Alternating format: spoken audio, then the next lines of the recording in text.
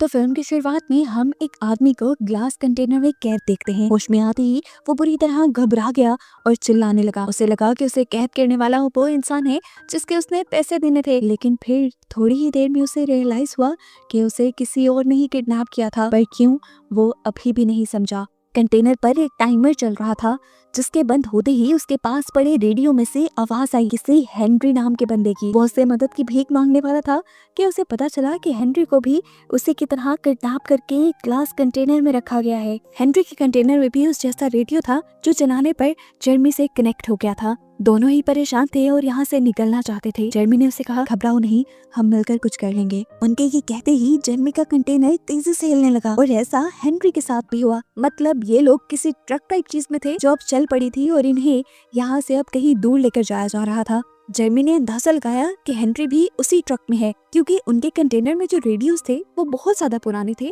ज्यादा दूर की फ्रीक्वेंसीज कैच नहीं कर सकते थे। उसके ये सोचते हुए ही ट्रक एकदम से रुक गया। जर्मी ने हेनरी से कहा, तुम जोर से चिल्लाओ ताकि कोई हमें सुनकर हमारी मदद कर पाए। लेकिन इनके ग्लास कंटेनर्स में से आवाज बिल्कुल बाहर नहीं निकल रही थी। एकदम से जर्मी के कंटेनर की लाइट ऑन हुई। रोशनी से उसकी आंखें चुंधिया गईं और वो किसी को नहीं देख पाया।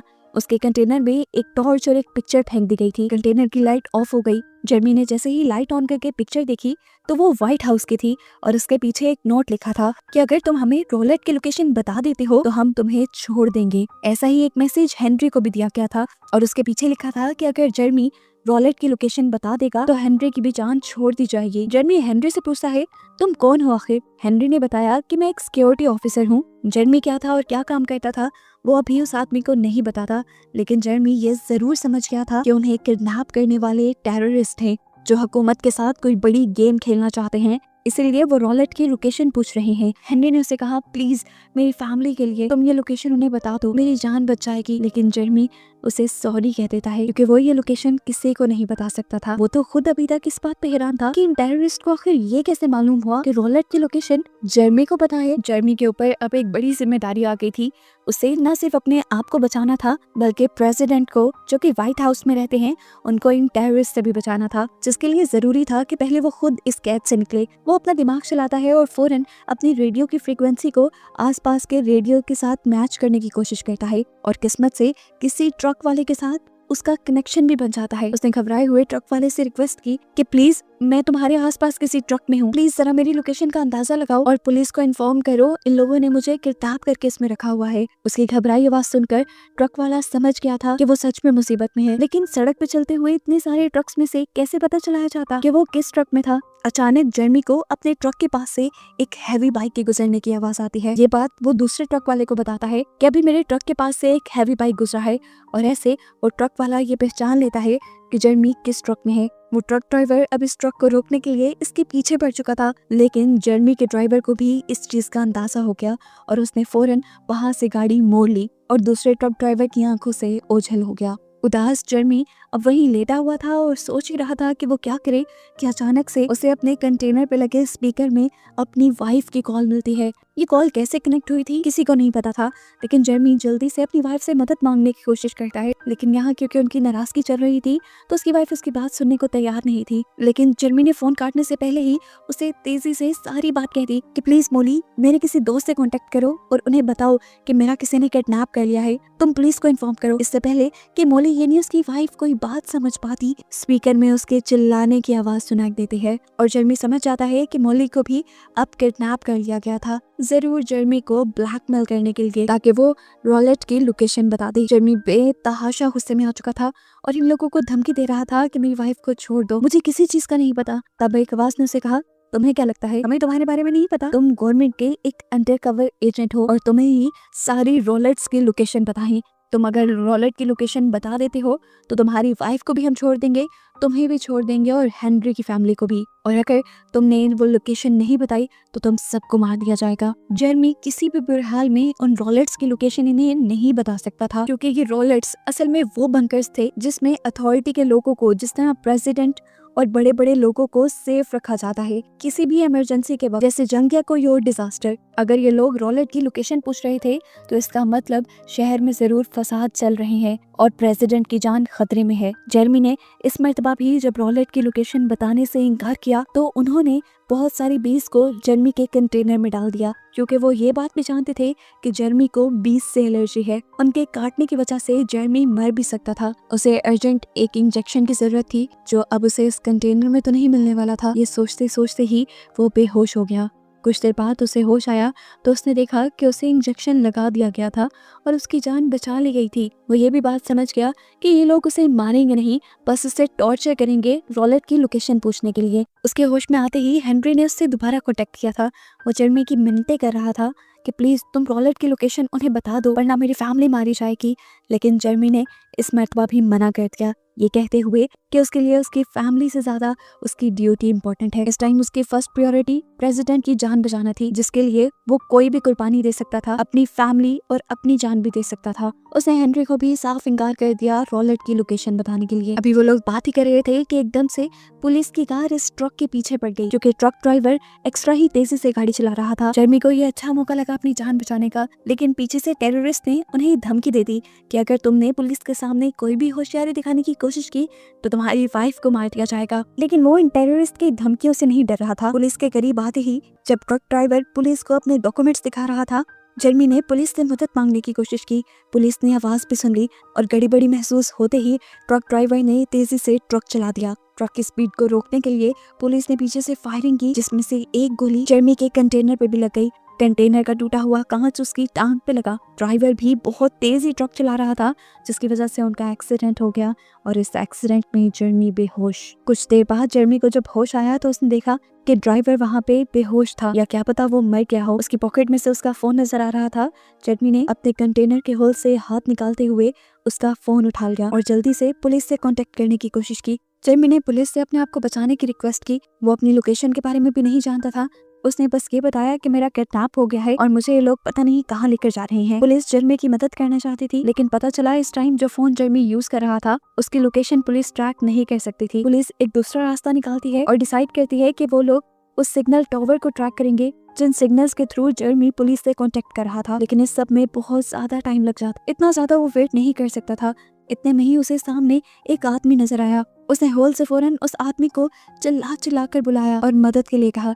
किस्मत से उस आदमी ने देख भी लिया था इससे पहले कि वो जर्मी को इस ट्रक से और इस कंटेनर से बाहर निकाल लेता, पीछे से कोई उसे शूट करके मार देता है। ये भी टेररिस्ट का ही आदमी था जिसने मरे हुए पुराने ड्राइवर को बड़ी ही बेदर्दी से इस ट्रक से निकाल के बाहर फेंका और दोबारा ये ट्रक चलाने लगा। जर्मी की सारी उम्मीदें टूट गई, क्योंकि पुलिस इस लोकेशन को ट्रैक कर रही थी और अब अगर जर्मी इस लोकेशन से चला जाता तो पुलिस भी शायद उसे ना बचा पाती। एकदम से जर्मी को पुलिस वालों की कॉल आती है। पुलिस वालों ने जर्मी की जो लोकेशन बताई थी, जर्मी को याद आया कि इसी लोकेशन पे तो उसकी वाइफ का घर था। उसने फौरन अपनी वाइफ के बारे में पूछा। पुलिस वाले उसकी वाइफ को चेक करने के लिए जब उसके घर पे गए तो वहाँ पर मॉली यानी जर्मी की वाइफ नहीं थी। वहाँ पुलिस को एक नोट मिला था टेररिस्ट का, जिसमें लिखा था कि अगर जर्मी हमारे साथ कोऑपरेट करता है तो उसकी वाइफ की जान बच जाएगी। पुलिस ने उसे कहा कि आप टेंशन ना लें, हम जल्दी आप तक पहुंच जाएंगे।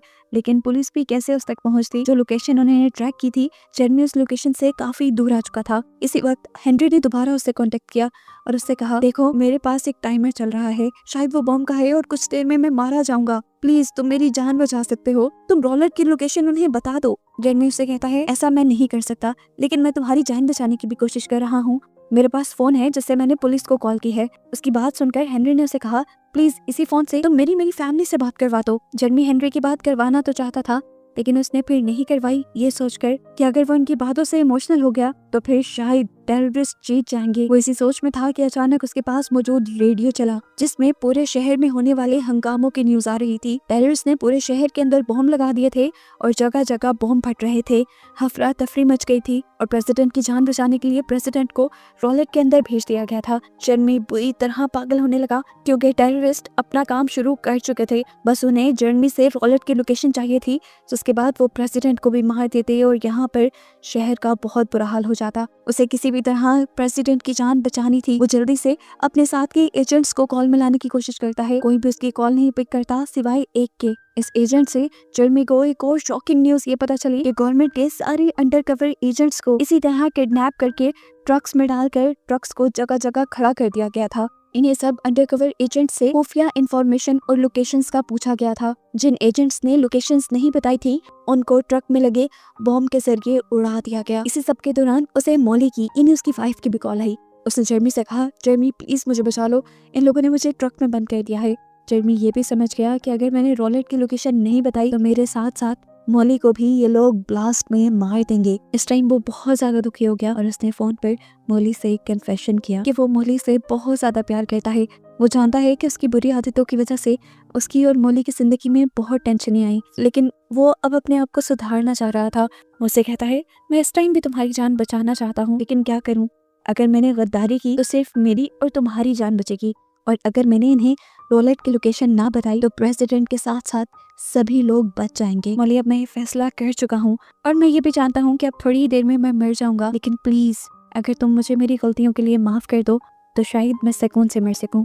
इस मर्तबा तो मॉली भी बहुत ज्यादा इमोशनल हो गई थी। उसने जेरमी से कहा, तुम हौसला रखो, हम दोनों को ही कुछ नहीं होगा और हम दोनों दोबारा से एक साथ रहने लगेंगे। इस टाइम ये सब कुछ बहुत ज्यादा इमोशनल हो चुका था। मॉली का फोन बंद होते ही दोबारा हेनरी ने जेरमी से कांटेक्ट किया। उसने बताया कि मेरे कंटेनर में पानी भरने लगा है और मुझे लगता है मैं कुछ ही देर में मारा जाऊंगा। इससे पहले कि जेरमी उससे कुछ कहता, जोरदार धमाके की आवाज आती है और जेरमी समझ जाता है कि हेनरी मारा गया है और अब कुछ ही देर में शायद वो भी मारा जाएगा। वो यही सोच रहा था कि उसे अपने उस साथी एजेंट की कॉल आई जिससे पहले उसने कांटेक्ट किया था। उसने जेरमी को एक बुरी खबर ये दी, प्रेसिडेंट को रॉलेट में भेज दिया गया है, जहाँ की लोकेशन ये लोग बचे हुए किसी भी एजेंट से पता चला लेंगे और वहाँ जाकर प्रेसिडेंट को मार देंगे। उसकी बातें सुनकर जेरमी डर गया। जेरमी ने उसे कहा, किसी भी तरह करके प्रेसिडेंट की जान बचाओ, ये हमारी ड्यूटी है। तब वो एजेंट जेरमी से कहता है कि प्रेसिडेंट वाले रॉलेट की लोकेशन तो मुझे भी नहीं पता, वो सिर्फ तुम्हें ही पता है जेरमी, तुम मुझे बता दो, मैं जाकर प्रेसिडेंट को इन्फॉर्म कर देता हूँ। उसकी बात सुनकर जेरमी समझ गया कि ये भी जरूर टेररिस्ट के साथ मिला हुआ है। अब उनकी गाड़ी भी जोर जोर से हिलने लग गई थी, जिसकी वजह से जेरमी इधर उधर गिरा। उसे बहुत चोट भी लग गई और ब्लड भी आने लगा। जब वो थक गया तब उसने ड्राइवर से कहा, रुको, मैं लोकेशन बताने के लिए तैयार हूँ। उसके कहते ही ट्रक एकदम से रुक गया, लेकिन यहाँ पर जेरमी ने दोबारा गेम खेली और हंसने लगा और बोला, कितने लाचार हो ना तुम, कितना तुमने मुझे टॉर्चर किया, लेकिन लोकेशन तुम्हें फिर भी पता नहीं चली। मैं लोकेशन नहीं बताना चाहता था, मैं सिर्फ तुम्हें यही कहना चाहता था। एकदम से कॉल करके उसे मॉली की कॉल आती है जो अब रो रही थी। वो उसे कहती है कि 2 मिनट रह गए हैं, बॉम्ब से हम सब लोग ब्लास्ट हो जाएंगे, प्लीज तुम उन्हें लोकेशन बता दो। लेकिन जेरमी ने उसे कहा, मैं अपनी जॉब से पीछे नहीं हट सकता मॉली, जब मैं अपॉइंट हुआ था तभी मैंने वादा किया था कि मैं कभी भी अपनी ड्यूटी से पीछे नहीं हटूंगा, चाहे मेरी जान ही क्यों ना चली जाए, और आज ये वादा पूरा करने का वक्त आ गया है।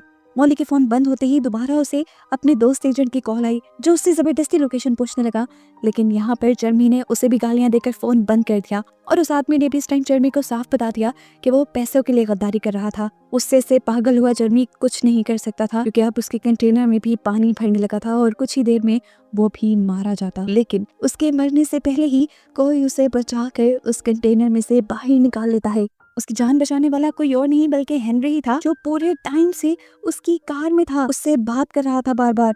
ये देखकर उसे बहुत ज्यादा गुस्सा आ गया। उसने हेनरी को ही यहाँ पर मारने की कोशिश की, लेकिन तभी पीछे से प्रेसिडेंट ने आकर रोक दिया और उसे बताया गया कि ये सब जो उसके साथ हुआ वो उसका सिर्फ एक टेस्ट था जो प्रेसिडेंट की तरफ से लिया गया था। आजकल किसी भी एतबार करना मुश्किल था, इसीलिए प्रेसिडेंट ने सभी अंडरकवर एजेंट का ऐसा एक टेस्ट रखवाया जिसमें जेरमी पास हो गया था और उसे प्रमोट भी कर दिया गया था। उसे अब हर टाइम प्रेसिडेंट के साथ रहने की ड्यूटी मिली थी। ये बात सुनकर जेरमी पूरी तरह शॉक हो गया, लेकिन घबराने की कोई बात नहीं थी। उसने सब अच्छा किया था, इसीलिए अब उसे सब अच्छा भी मिलने वाला था। और बस यही दिखाते हुए ये मूवी यहाँ खत्म हो जाती है।